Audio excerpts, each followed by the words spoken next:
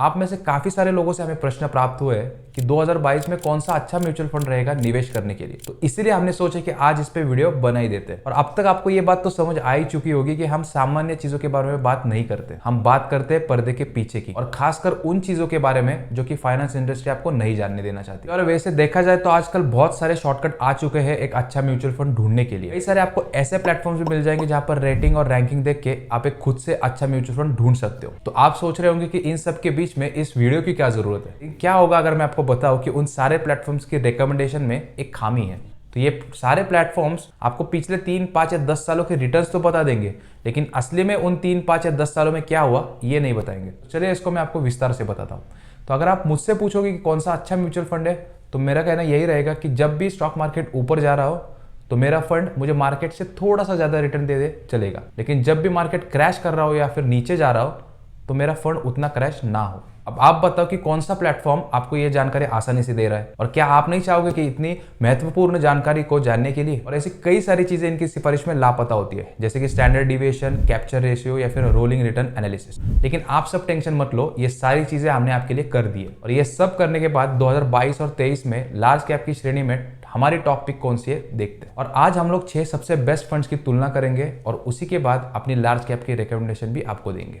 और आप इसी सेम मेथड का उपयोग बाकी कैटेगरीज के लिए भी कर सकते हो। तो सबसे पहला फैक्टर कि इन 6 फंड का रिटर्न कैसा है। तो अब रिटर्न मेजर करने के लिए वैसे तो अलग अलग तरीके होते हैं, लेकिन एक बार इन 6 फंड के पॉइंट टू पॉइंट रिटर्न को हम देख लेते हैं। तो मोटे तौर पर जब मैं इस वीडियो को रिकॉर्ड कर रहा हूं तो इन 6 फंड्स के रिटर्न कुछ ऐसे दिखते हैं। तो जैसे कि आप लोग देख सकते हो, नीचे वाले जो 2 है वो इंडेक्स फंड है, यानी कि जब जब निफ्टी और सेंसेक्स ऊपर नीचे गिरेगा ये इंडेक्स फंड भी ऊपर या नीचे गिरेंगे। इनको पैसिव फंड भी बोला जाता है क्योंकि सक्रिय रूप से इनको ट्रैक नहीं करना पड़ता। जिनको सक्रिय रूप से ट्रैक करना पड़ता है उनको हम एक्टिव फंड्स बोलते हैं, और ऊपर के 4 आप देख ही सकते हो उनको हम एक्टिव फंड्स बोलते हैं। जिन लोगों को बिना सोचे म्यूचुअल फंड में निवेश करना है उनके लिए इंडेक्स फंड एक बेहतर ऑप्शन है, लेकिन जिन लोगों को थोड़ा सोच समझ के निवेश करना है उनके लिए एक्टिव फंड्स बेहतर ऑप्शन है। लेकिन इसमें रिस्क थोड़ा ज्यादा होता है, लेकिन रिटर्न का चांस भी बहुत ज्यादा होता है। तो जैसे कि आप लोग देख सकते हो, नीचे वाले जो 2 फंड है उनका रिटर्न लगभग वही है, लेकिन बाकी के जो ऊपर वाले 4 फंड है उनका रिटर्न थोड़ा अलग है। तो ऐसा भी बोल सकते हैं कि पिछले 5 साल की अवधि में सारे एक्टिव फंड्स ने पैसिव फंड्स को बीट किया, लेकिन पिछले 3 सालों में कुछ ने किया है और कुछ ने नहीं, यानी कि बड़ी जोखिम बड़ा लाभ। तो जैसे कि आप लोग देख रहे हो, पास्ट परफॉर्मेंस से कुछ ज्यादा पता नहीं लग रहा है, पर अब हम थोड़ा सा गहराई में जाके देखते हैं कि इन सारे फंड्स ने कैसा परफॉर्म किया। तो सबसे पहला फैक्टर आता है इन सब फंड्स की स्टैंडर्ड डिविएशन। पूरे स्टैंडर्ड डिविएशन क्या होता है?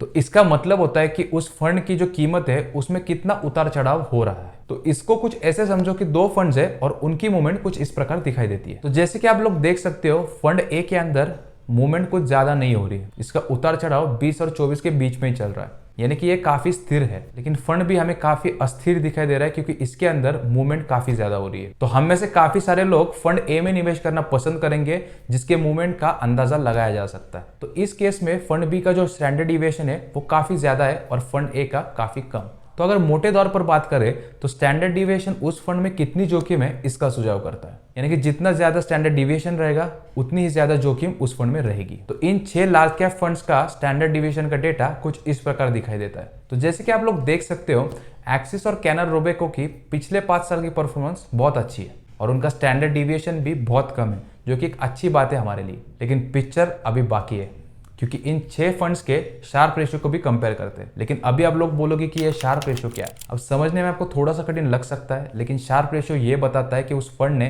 कितने अच्छे से रिस्क को मैनेज करके रिटर्न दिया है। तो चलिए अब इन 6 फंड्स के शार्प रेशियो को भी देखते हैं। अब पिक्चर थोड़ी सी साफ होना शुरू हुई है।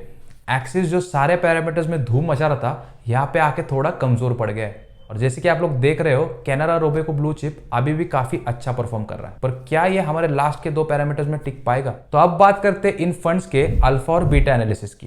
तो अल्फा बताता है कि फंड कितना अधिक रिटर्न जनरेट कर पाता है इंडेक्स से। तो अगर अल्फा 1 से ज्यादा है, यानी कि उस फंड में क्षमता है इंडेक्स को बीट करने की। लेकिन अगर अल्फा 1 से कम है तो स्पष्ट रूप से हमें उसमें निवेश नहीं करना चाहिए। और बीटा ये बताता है कि अगर इंडेक्स 100 से गिरा तो फंड 100 से ज्यादा गिरेगा या उससे कम। तो अगर बीटा 1.2 है, इसका मतलब अगर इंडेक्स 100 से गिरा तो फंड 120 गिरेगा।